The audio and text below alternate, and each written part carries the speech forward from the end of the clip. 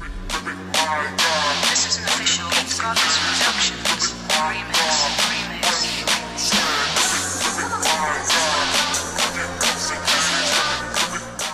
What's up, everybody? This is Bree from Young, Saved, and Free, and I'm back with another Tuesday Talk. And I know y'all probably saying, wasn't you weird at the last Tuesday Talk? I was, but mind your business, because I'm recording these in the same day so y'all can have the content, okay? Because if I don't record them ahead of time, y'all not going to get it because I'm busy, okay? But yeah, so we're back, and I'm so excited to talk about this. Before we get into it, everybody that's new to my channel, hello, welcome. My name is Brianna. I am the founder and creator of Young, Safe, and Free. For everybody that's been here, welcome back. Thanks for the love and support. Y'all a real one. And also, but I forgot to say this in the last video, but make sure you are subscribed to my channel. So go ahead and click the subscribe button down below and hit the notification bell so you never miss another video from me. And we're going to be talking about a very popular show that's on right now, and that is P-Valley. So I'm going to be honest with y'all, I was a little late to the party with P-Valley. I'm not as late as I usually be, because usually I'm like a catch me in the second or third season type of girl. Like, I'll watch it later on and be like, oh, this is actually pretty good. Then I'll binge watch everything that I missed so I can, watch currently. But I just started watching it Thursday, on my birthday, yeah.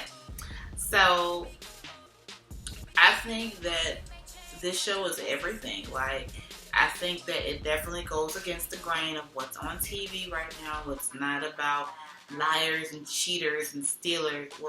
Well, technically it is about a cheater. But, it's not about a cheater, but there's a cheater on the show.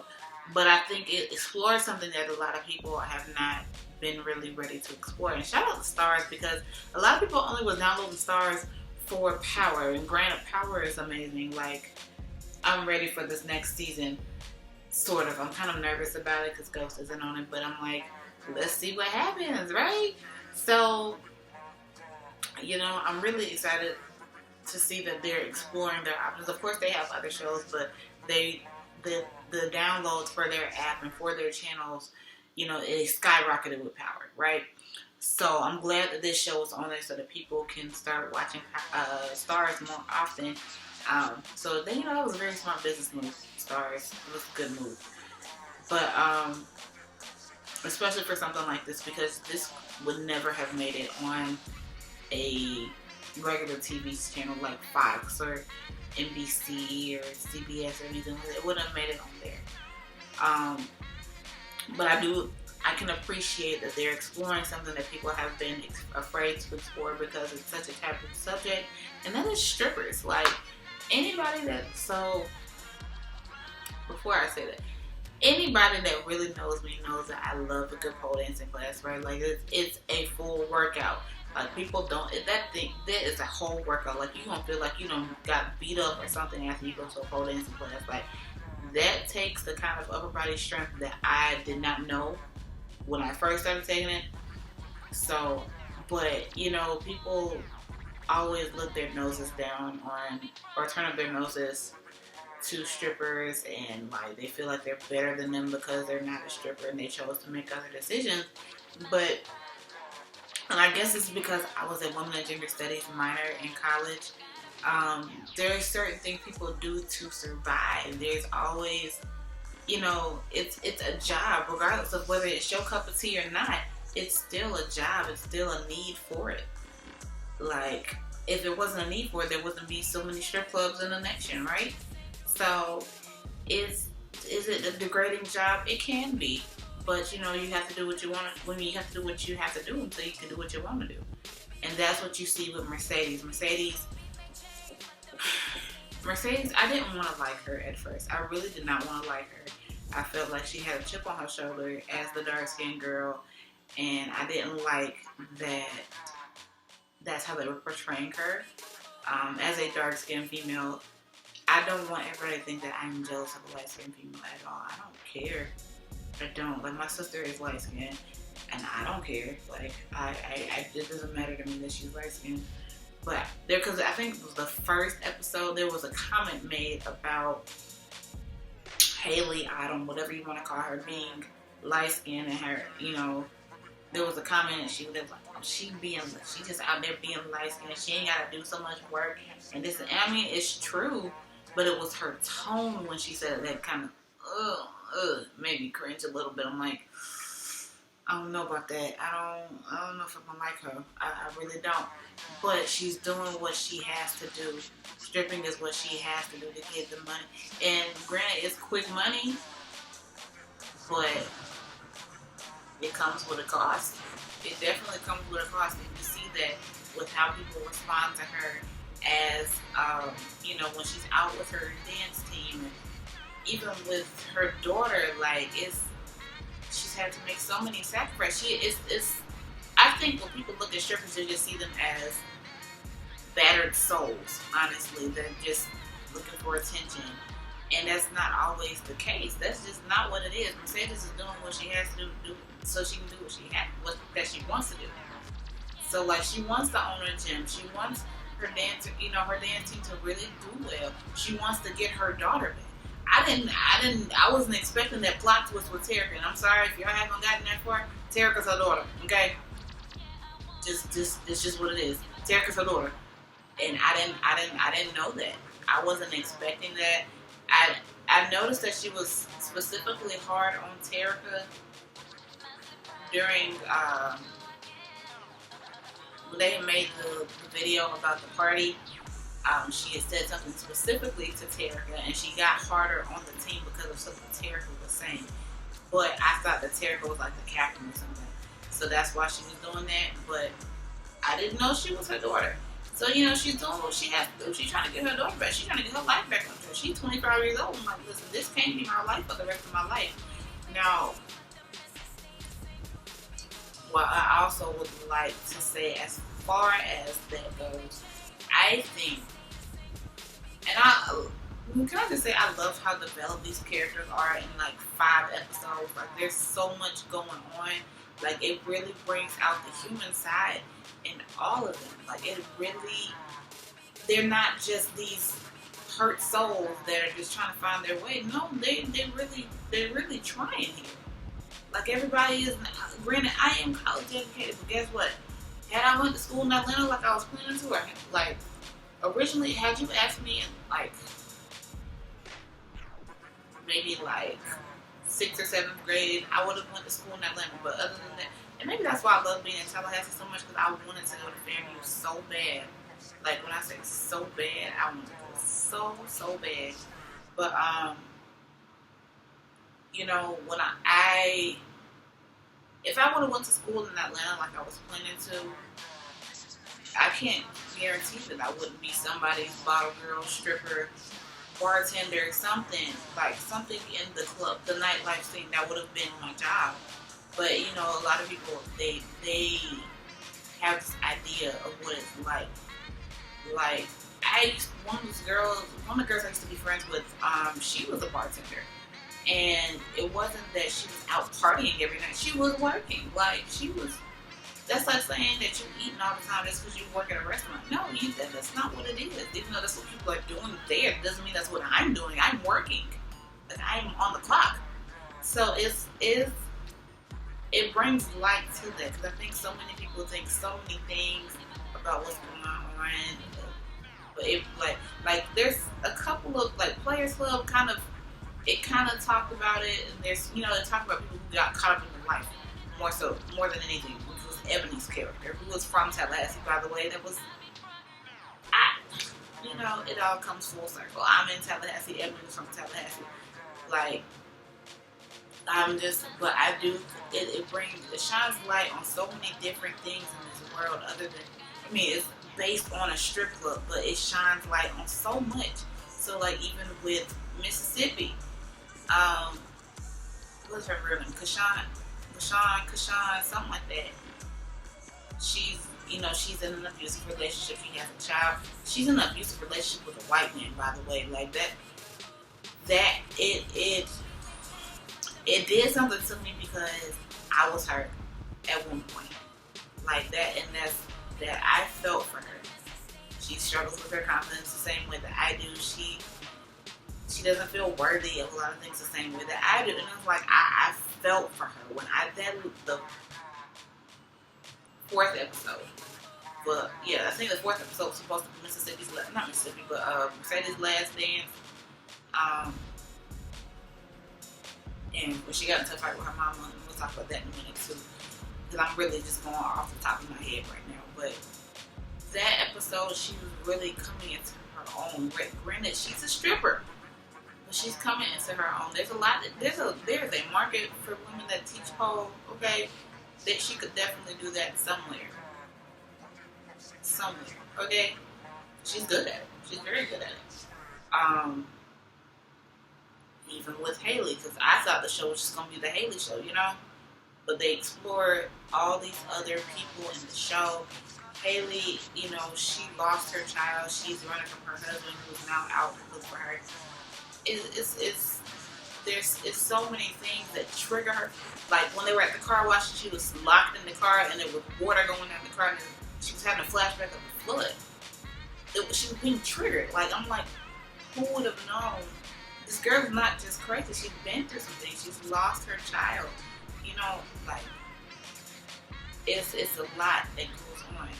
And you just don't know what people are going through when they leave their job. You know what I'm saying? Like, you have no idea. When people like that, it makes me think about when I was at COP. Like, when I was physically at COP. COP is still my home church. The Coppins are still my pastors, okay? But to think of, there was a time where Todd Hall prophesied to me, and he laid hands on me. And I tell the story. I told the story a couple times, but it freaked me out. I was scared because he never lays hands on anybody, but he wanted to lay hands on me, and I was like I looked at my pastor, I was like, "Can he do that? Because I'm scared." Like, when he was telling everybody, when he was prophesying to me, he was talking about how I had been around so many abusive people and people that try to take advantage of me and people that want no good for me, and people had no idea. Because I come to church smiling every Sunday. I'm always so excited to be there. I'll shout you down, okay? Like, I'm always hugging everybody. When I leave, they don't know what I'm going through. They have no idea. So it was like, I felt for Haley in that moment. I find little pieces of myself in each of the girls. And it's like, except for Gretchen, what is her name? The white girl. I think Gretchen, is that her name? Is that what it was calling her? It was something like that. I think, you know, well, no, I can say I even see stuff in myself in her. So, like, with Mercedes, she's doing what she has to do what she want to do. So, you know, that's where I'm at right now. Until my business takes off the way that I want it to, I'm still going to be working a full-time job. And that's just what it is. But, with her mom, with Mercedes' mom, I think it definitely sheds light on the church. Not necessarily the Greenleaf way, and I need to catch up on Greenleaf too.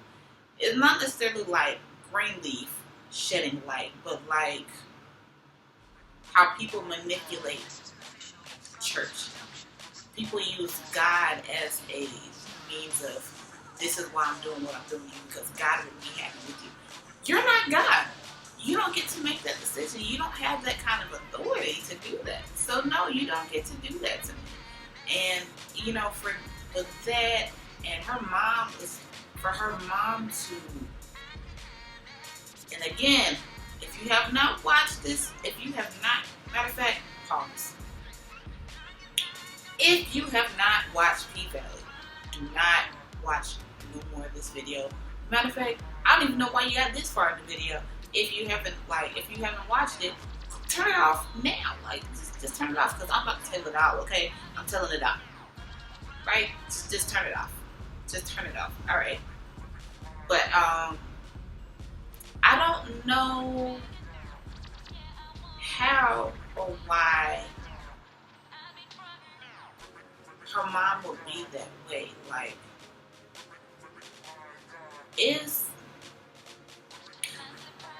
I feel like this is a common thing with church folk, and I can say that with all authority, with all assuredness, assurance that that's how a lot of church people are. They feel like because God forgave them, that everybody else is supposed to forgive them just as easily, and that's not going to be the case all the time. Especially for people like Mercedes, who, you know, her mom was pimping her out, but now her mom want to be a pastor, and it's like, I wouldn't want you to be my pastor. If I knew that about you, no, I wouldn't want you nowhere around me or my children. No, absolutely not. And to say that she's less of a mother for trying to get her child back, that's not cool either, mama. That's just not it. And for you to feel like God was telling you to steal from your daughter, that's even worse. But to make her feel bad for everything that she does, but her money, you know, she's not good enough to be in church, but her money is good enough for you to steal, right? Like that's crazy to me. That's absolutely crazy. But, and you know, even the mayor, the mayor and the mama are one and the same, because they're both in positions that are respected, but they are being the most manipulative, the most conniving people, and it's like, how and why? Because nobody would. This is why people don't trust politicians. That's why people don't trust people in the church, because stuff like this really happens. It happens in real life, and it makes me wonder about what's going on in Augusta. Not necessarily that the mayor is bad, because I don't believe that Mayor Davis is bad. The mayor is Hardy Davis, and he is a pastor. He's also a pastor, and it's like, what are you really up to? Like, can we trust what you're going to do? It's best for the city and not the best for your church to benefit, or for, you know, other churches to benefit. Granted, you know, if you want to do stuff for the churches, that's fine, but you gotta do what's best for your city. If what you're doing for the churches is best for the city, then go ahead, but don't just be doing stuff because you want to do stuff. You know what I'm saying? Like, it's that. And so even watching the interactions between them, they all have these things that's going on. Uncle Clifford got stuff going on when he leaves. You know what I'm saying? Like, it's so interesting to see. And Gretchen Gitchen, whatever her name is, she is trying so hard not to be her mother that she's turning into her mother. That's the craziest thing. That is the absolute craziest thing to me. Because I think Mercedes said something about her mom, and she's like, you can't be in the strip club forever, ask your mama. And it's like, she's in the same place her mama was. And it is almost scary. And I've seen this in my cousin. One of my little cousins, I think she's having a wake-up call when she sees that she's becoming like her mother. And it's the most disturbing thing sometimes. It's like, even for me, there's times where I hear myself and I'm like, I sound like my mama. Or I sound like my auntie. I sound like my first lady. I sound like the female figures in my life. And it's like, it makes me cringe. Like, did I really just say that? I sound just like her. Oh my God, I don't want to sound like that. But it really brings out the human side. And, you know, and everyone that's on the show. Everyone. Little Lamerda is just, he's trying to find his way too, and he's not like everybody else. He's in a place where it's like, I look like this, but this is what I like. I look like this thug dude, but I got a thing for him. Like, and even with Andre, I feel like he means well, but he's in a bad position. It's like being a car salesman, almost. You have to sell everything just to make a few dollars, and it's like, I don't really want to do this, but, you know, I got to do what I got to do what I want to do. Same thing. Like, it's use what you got to get what you want. That's a Players Club line, but that's what they do. It doesn't necessarily have to be about your body all the time, but you use what you have. As a matter of fact, Mark preached about this. Well, Elder Mark preached about this last Sunday on Spirit and Truth. If you have not subscribed to Spirit and Truth, make sure you do it. He said it's already in your hands. It's already in you. And you know, there's a lot of things that we have in our hands that we just don't use. But we can use what we have in our hands to get to where we want to be. And I think that's pretty much all that I have left for y'all. My computer just timed out, so I'm super close to the screen. But yeah, so be sure to like, comment, and subscribe, and I will see you all in the next video. Bye!